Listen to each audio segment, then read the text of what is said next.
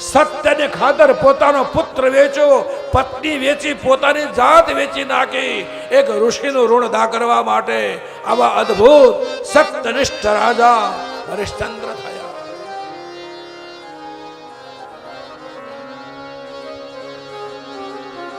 આજના સમયમાં સત્ય કેટલું બચ્યું છે, આપણે કેટલું સત્યનું પાલન કરીએ છીએ એ ફક્ત ને ફક્ત આપણી જાતને જ ખબર હોય.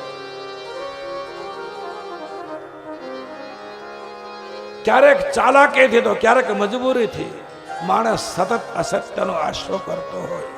અમારે મુંબઈ ગામમાં સત્યના ભગવાનની કથા કરવી હોય, ઘણીવાર 10x10 ની રૂમ હોય, 100 સગાવાલાને બોલાવવાના હોય, એટલે પૂજાનો ટાઈમ રાખ્યો હોય 4 થી 6, પણ લોકોને કે 6 વાગે પૂજા રાખે છે આવજો. સત્યની પૂજામાં સત્ય બોલવું પડે, મજબૂરી થઈ જાય. 4 વાગે આવે, લોકોને બેસાડવા ક્યાં, પૂજા ક્યાં કરવી. આવા સમયમાં જીવતા આપણે સૌ